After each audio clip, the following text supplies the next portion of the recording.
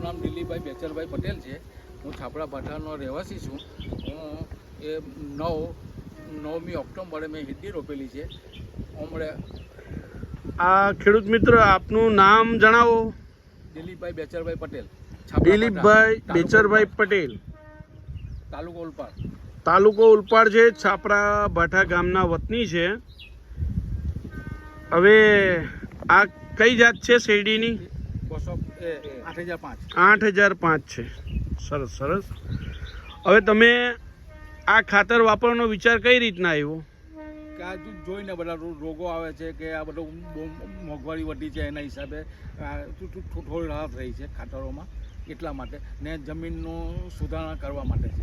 અચ્છા અચ્છા. તમારો કહેવાનો મતલબ એ છે કે અત્યારે જે ખેતીના ખર્ચામાં વધારો આવ્યો છે એના માટે ઇકોનોમિકલ ખાતરની શોધ હતી જે તમને મળી.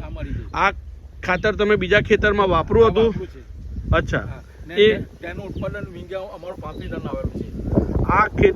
આ જે ખાતર જોઈ રહ્યા છો ખેડૂત મિત્ર, કેસરી ફોર્સ જે શુભમ ફર્ટિલાઇઝરનું છે, એ ખેડૂત મિત્રનું કહેવું છે કે એમણે બીજા ખેતરમાં ગત વર્ષમાં વાપરેલું અને એનું ઉત્પાદન એમને 1 વીંગામાં 35 મેટ્રિક ટનનું મળ્યું છે. 17 મહિને શેરડી કપાય ત્યાર પછી. તો આ એક અદ્ભુત ખાતર કહી શકાય અને સારામાં સારું રિઝલ્ટ મળેલું કહેવાય. આ રિઝલ્ટ મૂળ 3 પરિબળો પર આધારિત હોય છે: વાતાવરણ, બિયારણની જાત, સારું ખાતર અને ખેડૂતની મુખ્ય તો માવજત, જેનાથી આ સારામાં સારું ઉત્પાદન મળ્યું છે. તો દિલીપભાઈ બેચરભાઈ પટેલ છાપરા ભાઠા ગામના છે. સારા ખેડૂત મિત્ર છે. એમની ખેતી પણ તમે જોઈ શકો છો. આ શેરડી છે, ઓક્ટોબર મહિનાના એન્ડમાં વાવેતર થયેલું છે એમનું. બીજા ખેડૂત મિત્રને શું અપીલ કરો છો દિલીપભાઈ?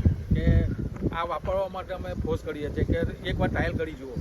એકવાર પોતાની જમીનમાં એક વખત ઉપયોગ કરીને તમે પણ આ રીતનો ખાતરનું રિઝલ્ટ મેળવી શકો છો.